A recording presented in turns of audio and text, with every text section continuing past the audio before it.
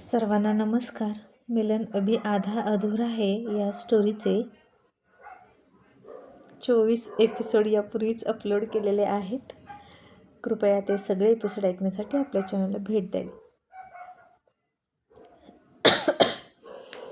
संध्याकाळी डायनिंग टेबलवर असताना रोहित राणीला हळूच म्हणाला, राणी, आपण भांडण्याचं नाटक करतोय, थोडंसं काहीतरी भांड ना, मला उलट उत्तर दे. आणि काय विचित्र माणूस आहे असं म्हणून राणीनं त्याच्याकडे चकित होऊन बघितलं आणि मनात म्हणाली, यांच्या माणसांसमोर मी यांना उलट बोलायचं आणि मग सगळ्यांना वाटेल की मुलगी किती उद्धट आहे. त्यापेक्षा काहीच बोलली नाही ती. आणि मग पुरुषांचं जेवण झालं. जानकीनं मल्हाररावांचं ताट ओढून घेतलं. आता सपनानं सुद्धा मुद्दाम राहुलचं ताट ओढून घेतलं आणि जेवायला लागली. नवऱ्याचं आणि आपलं प्रेम वाढावं म्हणून असं त्यांनी केलं. पण आता राणी मात्र कोड्यात पडली. रोहितच्या उष्ट्या ताटात कसं खायचं असं तिला वाटलं आणि तिनं रोहितच्या ताटाकडे दुर्लक्ष केलं आणि दुसरी प्लेट घेऊन जेवायला बसणार इतक्यात सपना तिला म्हणाली, राणी, काय झालं? तुझं तुझ्या नवऱ्यावर प्रेम नाही का? आणि राणी थोडीशी गडबडली आणि तिला काय उत्तर द्यावं ते कळेना. आणि इतक्यात हात धुवून आलेल्या रोहितनं ते बघितलं आणि आता मुद्दाम राणीजवळ आला. तिच्या खांद्यावर हात टाकून त्यानं तिचा खांदा दाबला. तसं राणीनं फार चमकून त्याच्याकडे बघितलं आणि तिच्या शरीरात पुन्हा काहीतरी हलचल व्हायला लागली. तिच्या छातीत पुन्हा धडधड वाढायला लागली आणि ती रोहितकडे बघतच होती. आता खोटं खोटं हसून त्यानं तिच्याकडे बघितलं आणि तोंडातल्या तोंडात पुटपुटला, समोर बघ, अशी काय बघतेस? आणि मग राणीनं अस्वस्थ होऊन तिच्या मानेवरून हात फिरवला आणि हा कधी खांद्यावरून हात काढेल असं तिला वाटलं. पण रोहित आता हात काढतच नव्हता. उलट घट्टच तिचा खांदा दाबायचा आणि त्याच्या एका हाताच्या दाबण्यानं सुद्धा नाजूक राणीचा खांदा दुखायला लागला. आणि किती वजन आहे याच्या हाताचं असं तिला वाटलं. आणि त्या हाताकडेच सपना थोडीशी रागात बघत होती. आणि मग रोहित म्हणाला, वहिनी, त्याचं काय आहे ना, प्रत्येकाचं प्रेम व्यक्त करण्याची पद्धत वेगळी असते. आणि आईनं तर आधीच सांगितलं आहे की ती तिच्या सुनांवर असं कंपल्शन करणार नाही. काय ग आई, बरोबर ना? तूच म्हणालीस ना, ही तुझी बाबांवर प्रेम करण्याची पद्धत आहे. आणि आई, प्रत्येकाची पद्धत वेगळी असू शकते ना? आणि जानकी हसली आणि म्हणाली, हो रे, मी तर केव्हाच मान्य केलं. सुरुवातीला सपना राहुलच्या प्लेटमध्ये खात नव्हती आणि मी तेव्हा माझ्याच मनाला समजावलं की आता इथून पुढे येणाऱ्या सुनांना कंपल्शन करायचं नाहीच. त्यामुळे राणी, तू तुझ्या पद्धतीनं कर बाई. आणि हे ऐकून राणीला खूप बरं वाटलं. रोहितचे उपकार मानावेत असं तिला वाटलं. पण त्यानं टाकलेला खांद्यावरचा हात कधी काढेल असं तिला वाटायचं. अस्वस्थता, भीती, दडपण आणि उगीच छातीची धडधड वाढायची त्याच्या त्या हाताच्या स्पर्शानं. आणि तरीही सपना चोंबड्यासारखंच म्हणाली, मग काय हो भाऊजी, राणीचं प्रेम व्यक्त करण्याची पद्धत काय आहे? आम्हाला पण सांगा की. आणि रोहितनं आता राणी जास्त आगाऊपणा करते ना, चुरू बोलते म्हणून म्हणाला, वहिनी, राणी आहे ना, दररोज सकाळी उठलं की मला नमस्कार करते पाया पडून. आणि रोहित मनात हसून म्हणाला, आणि आता पड माझ्या पाया राणी. तसं राणीनं पुन्हा त्याच्याकडे चकित होऊन बघितलं आणि जानकीसुद्धा चकित होऊन आश्चर्य व्यक्त करत म्हणाली, काय राणी, अगं खरंच की काय? खरंच तू रोहितच्या दररोज पाया पडतेस का? आणि राणीला आता रोहितचा खूप राग येऊन तिनं त्याच्याकडे नाक फुगवून दात ओठ खाऊन पण गालात थोडंसं हसून बघितलं आणि तोही तिच्याकडे आता कशी जिरवली तुझी असं म्हणून हसत होता. कॉलेजमध्ये खूप बोलतेस ना आणि माझा फायदा घेतेस, मग आता मी तुझा फायदा इथे घेणार, घरी. सपना म्हणाली, खरं की काय ग राणी, तू रोज भाऊजींना नमस्कार करतेस प्रेम व्यक्त करण्यासाठी? आणि मग राणीसुद्धा म्हणाली, हो, प्रेमही आणि त्याहून जास्त रिस्पेक्ट. मी खूप रिस्पेक्ट करते अहोंचा. असं म्हणून राणीनं रोहितच्या खांद्यावरचा हातावर हात ठेवला आणि चिमटा घेतला. पण तरी पण तो हात काढेना.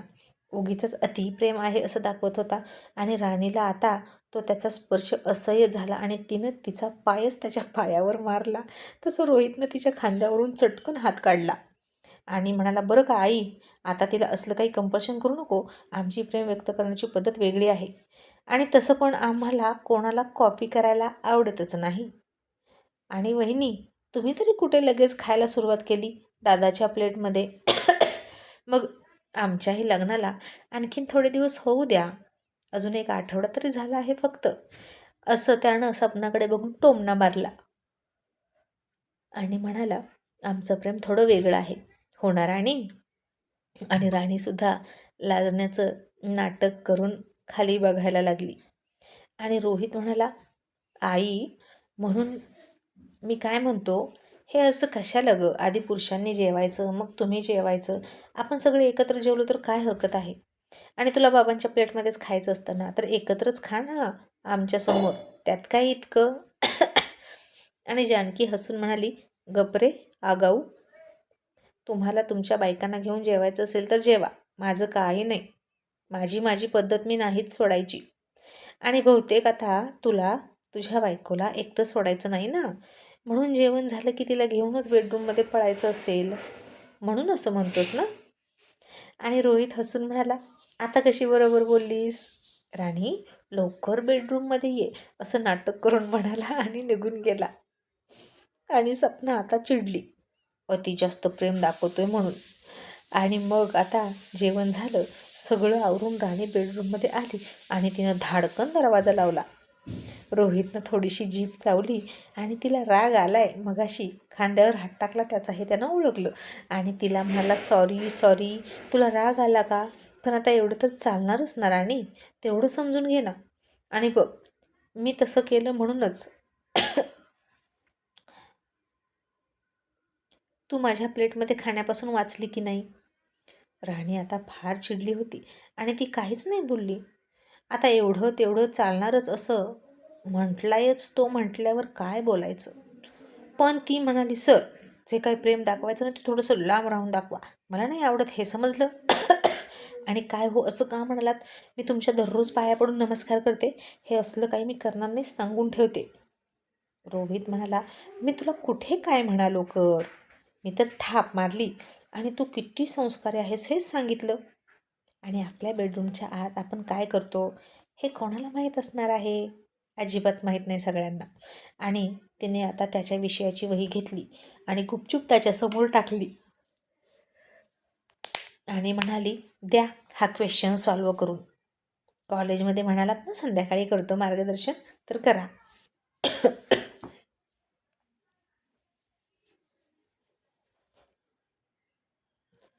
आणि तो म्हणाला, ओके बस, इथे बेडवर बस. आणि राणी म्हणाली, नाही नाही, मी नाही बेडवर बसणार.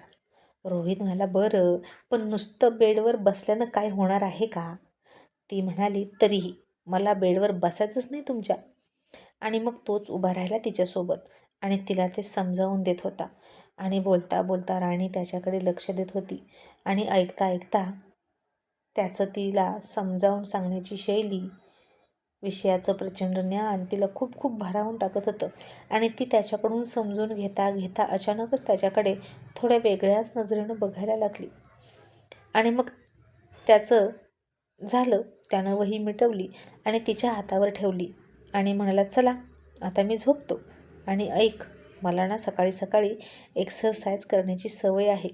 या सगळ्या लग्नाच्या गोंधळाच्या नादात मी एक्सरसाइज खूप बुडवली आहे. पण तू असतेस रूममध्ये तर मी कुठे करू? बरं जाऊ दे, तुला काय विचारतोय मी, मी त्यापेक्षा टेरेसवर जाईन. आणि तो झोपला. राणीनं तिथेच खाली अंथरूण टाकलं आणि अभ्यास करत बसली. आणि जानकी मल्हाररावांना म्हणाली, अहो, वाटलं नव्हतं रोहित इतका बदलेल. मला तर वाटलं जी पण मुलगी त्याच्याशी लग्न करून घरात येईल ना तिच्याकडे तो फक्त लग्न आणून घरामध्ये ठेवेल आणि ढुंकूनसुद्धा बघणार नाही.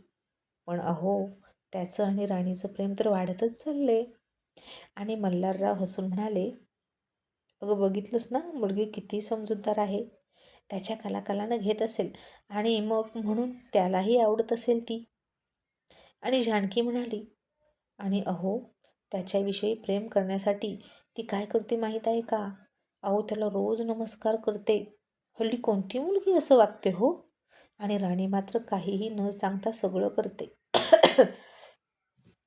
आणि मल्हारराव म्हणाले, वा जानकी, अगं ती तर तुझ्यापेक्षाही वरचढ ठरली की संस्कारांच्या आणि नवऱ्याविषयीच्या प्रेमाच्या बाबतीत.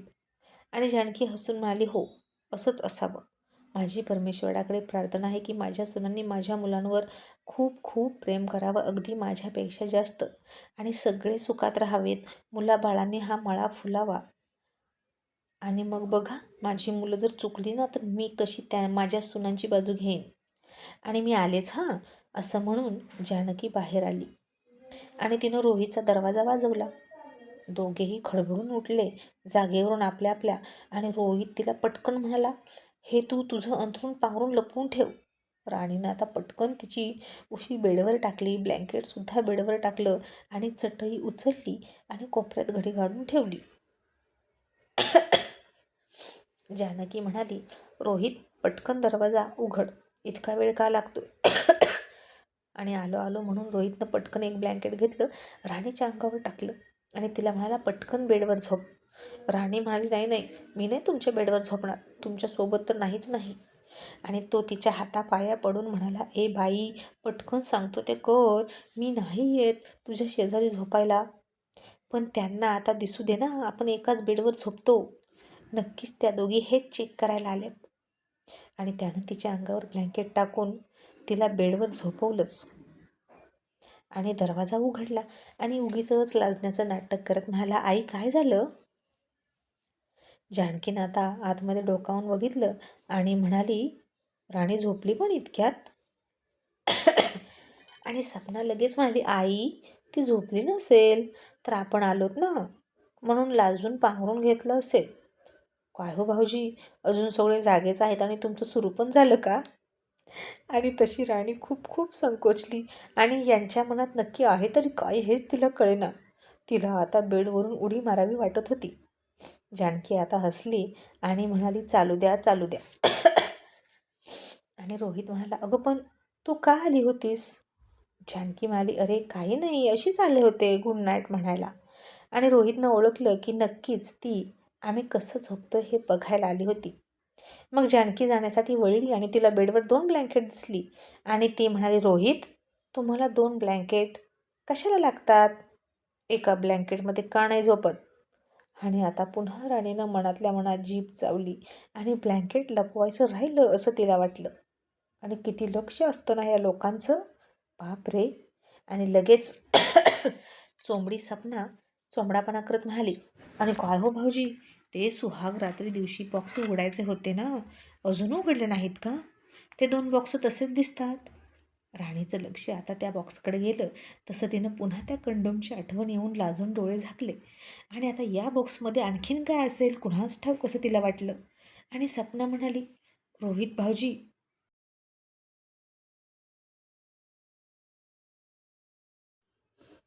का हो, तुम्हाला वेळ मिळाला नाही का बॉक्स उघडायला? आणि रोहित म्हणाला, उघडणार आहे, आम्ही दोन्ही बॉक्स उघडलेले आहेत आणि 2 उघडायचे आहेत. आणि आमचं ठरलं आजच उघडणार होतो आणि इतक्यात तुम्ही आलात. आणि जानकी म्हणाली, बरं. आणि दुसरं ब्लँकेट इकडे दे, असं म्हणून तिनं ते ब्लँकेट घेतलं आणि निघूनच गेली. आणि पुन्हा रोहितनं दरवाजा वाजवला, लावला आणि माय गॉड असं म्हणून बेडवर बसला. आणि याचा अर्थ यांना आपल्यावर अजून डाऊट येतोय. आणि राणी म्हणाली, आता काय करायचं सर? रोहित म्हणाला, मला असं वाटतं की त्यांना पटवून देण्यासाठी आणखीन काहीतरी करावं लागेल. राणी लगेच संशय घेऊन म्हणाली, सर पुन्हा जवळ यायचं नाही, याच्यापेक्षा जास्त, समजलं? आणि रोहित म्हणाला, समजलं बाई समजलं. तुझ्या काही कपाळावर लिहून देऊ का की मी तुला हात नाही लावणार? राणी म्हणाली, लावताना हात लावणार नाही काय म्हणता? आणि रोहित तिला स्पर्शाचा अर्थ समजावत म्हणाला, तुला बॅड टच गुड टच यातला अर्थ कळतो का? माझा टच गुड असतो. तुला काय होतं का त्यानं? नाही ना? काही बॅड फिलिंग येते का? नाही ना? माझ्या मनात काही नसतं तुला स्पर्श करताना. आणि राणीनं आता त्याच्याकडे बघितलं आणि मनात म्हणाली, आता कसं सांगू यांना? यांनी हात लावलं की मला काय काय होतं? आणि ती आपली गप्पच बसली. आणि मग रोहित म्हणाला, ठीक आहे, उद्या संडे आहे ना, तर मी तुला उद्या शॉपिंगला घेऊन जातो आणि हे सगळं करावं लागतं, कळलं? नवे नवे नवरा बायको असतात ना, म्हणजे माझे फ्रेंड आहेत ना, ते असेच करतात. फिरायला बाहेर जातात, पिक्चरला जातात. मग तेव्हाही खूप प्रेम आहे असं कळतं आणि घाबरू नकोस. तुझा फायदा नाही घेणार मी, तुला टच पण नाही करणार. आणि आत्ताच सांग कुठे झोपशील, खाली की वर? नाहीतर पुन्हा म्हणशील तुला खाली झोपवली. आणि राणी म्हणली, नाही नाही, मी खालीच झोपणार, असं म्हणून ती खाली झोपली. मग आता दोघेही झोपले आणि रविवार उजाडला. रोहित एक्सरसाइज करून खाली आला तोपर्यंत राणी बाहेर आली आणि बाथरूममध्ये तो गेला. राणीनं नेहमीप्रमाणे त्याची कडी लावली आणि आवरत बसली. इतक्यात जानकीनं तिला हाक मारली. राणी कडी उघडायची सोडून बाहेरच गेली आणि रोहित आता त्याचा आवरून दरवाजा उघडू लागला, तर दरवाजा बाहेरून बंद होता आणि तो खूप वैतागला. असं कसं झालं हे त्याला कळेना आणि तो दरवाजा जोरात वाजवू लागला. आता हे नेमकं स्वप्नानं ऐकलं. तिनं पटकन जाऊन त्याचा दरवाजा उघडला. रोहितला वाटलं आता समोर राणीच आहे आणि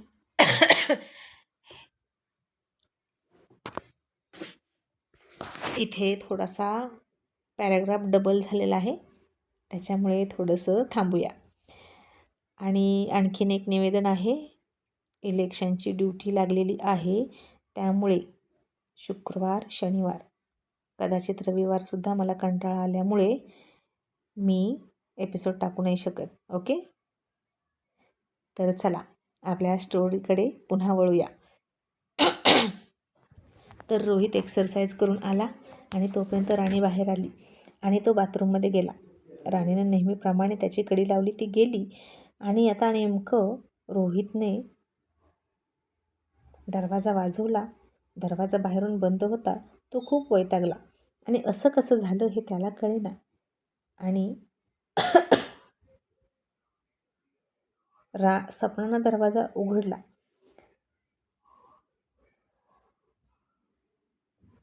आणि त्याला वाटलं समोर राणीच आहे आणि त्यानं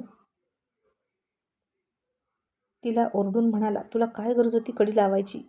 इतक्यात सपनाला बघितलं आणि चेहरा फिरवला आणि नुकत्याच अंघोळ केलेल्या मदनाच्या पुतळ्यासारखा हँडसम सुंदर रोहितला बघितलं आणि पुन्हा सपनाची नजर त्याच्या चेहऱ्यावरून फिरायला लागली. आणि रोहित म्हणाला, तुम्ही का आलात इथे? राणी कुठे आहे? आणि सपना म्हणाली, भाऊजी आधी मला सांगा, राणीनं का बरं कडी लावली? रोहितला काही कळत नव्हतं की तिनं का कडी लावली आणि तो तिला काही बोलणार इतक्यात सपना चाहडी लावायला निघूनसुद्धा गेली आणि किचनमध्ये जाऊन जानकीला राणी समोरच म्हणाली, राणी तू रोहित भाऊजींची कडी का लावलीस? आणि राणीच्या लक्षात आलं आणि ती म्हणाली, अरे बापरे, मी आलेच, ते इतका वेळ बाथरूममध्येच आहेत का? तशी सपना तिला म्हणाली, थांब, ते बाहेर आलेले आहेत, मीच काढले त्यांना बाहेर, पण तू सांग की तू का कडी लावलीस? नवऱ्यासमोर एकाच खोलीत कपडे चेंज करताना तुला लाज का वाटते राणी? खरं खरं बोल. बिचारी राणी आता घाबरली आणि म्हणाली, तुम्ही असं का बोलता? आमच्यात सगळं व्यवस्थित आहे आणि जे काही होतं ते रात्रीच्या अंधारात होतं ना, दिवसा असलं काही करायची सवय नाही अजून. आणि आता हे ऐकलं किचनच्या बाहेर उभं राहून रोहितनं आणि म्हणाला, वा ग वा, आता कशी उत्तरं देतेस? नेहमी मला बोलतेस ना मी अशी उत्तर देतो म्हणून. आणि रोहित लगेच आत आला राणीला सोडवायला आणि म्हणाला, राणी चल ना आवर, आपल्याला आज पिक्चरला जायचं. आई, आजचा पूर्ण दिवस आम्ही घरी नसणार, आम्ही निघालो. आणि हे ऐकून सपना पुन्हा मनात सरफडली. जानकी म्हणाली, अरे पण मी आज तिला दिवसभर आपले कुलाचार समजावून सांगणार होते, पण असू द्या, तुम्हालाही तुमचा वेळ मिळाला पाहिजे की. एकच सुट्टी मिळते ना आठवड्यातून, तर मग जा तुम्ही. आणि मी काय म्हणते सपना, तूही जाणार राहुलसोबत? पण सपना तोंड वाकडं करत म्हणाली, आई राहुलला अजिबात वेळ नसतो, तुम्ही सांगा ना प्लीज, पण मला पण जायचं आहे पिक्चरला. आणि मग जानकीनं राहुलकडे गेली आणि त्याला दम देऊन म्हणाली, हे सगळं ठेव आणि पहिलं सपनाला घेऊन रोहित राणीसोबत पिक्चरला जा. बायको जर पुन्हा चिडली, हिरमुसली, रुसून माहेरी गेली तर तिचा दोष नसेल, दोष तुझा असेल राहुल. तिला तिचा वेळ दे, काय समजलास? राहुलने आता सगळं ठेवलं आणि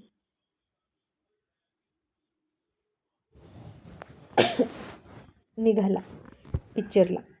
आणि आत्ताच रोहित राणीला घेऊन बेडरूममध्ये आला आणि म्हणाला, अतिशहाणी मुलगी, आज किती मोठा घोळ घातला असता तू. कशाला बाथरूमची कडी लावतीस आणि रोज करतेस का असं? आणि राणी खाली मान घालून म्हणाली, हो, तुम्ही अचानक बाहेर आला, मला कपडे चेंज करताना बघू नये म्हणून मी असं करते. त्यानं आता तोंडावर हात मारला आणि म्हणाला, ठीक आहे, इथून पुढे मी तुला विचारेन आणि मगच बाहेर येईन, किंवा मी खोलीच्या बाहेर जाईन तू कपडे चेंज करताना, पण असलं काही करू नकोस. आणि राणी म्हणाली, नको नको, तुम्ही बेडरूमच्या बाहेर गेला तर पुन्हा डाऊट येईल. त्यापेक्षा ना तुम्ही बाथरूममध्येच बसा आणि मला विचारून बाहेर या. आणि आता आवरा पटकन, तो म्हणाला. आणि चांगली साडी घाल, हे टी शर्ट वगैरे घालू नकोस. आणि राणी म्हणाली, तेवढं मला कळतं, आता जा बाथरूममध्ये.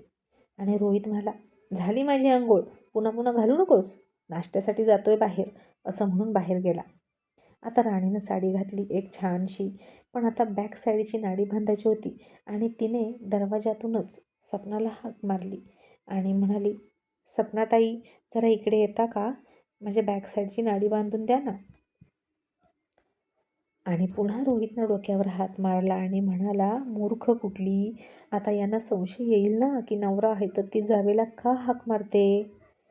आणि सपना लगेच म्हणाली, बघा आई, हे काय चाललंय यांचं, मला तर काहीच कळत नाही. नवरा असताना अशा गोष्टींसाठी इतरांना कोण हाक मारतं. आणि जानकी म्हणाली, रोहित, याचा अर्थ काय आहे.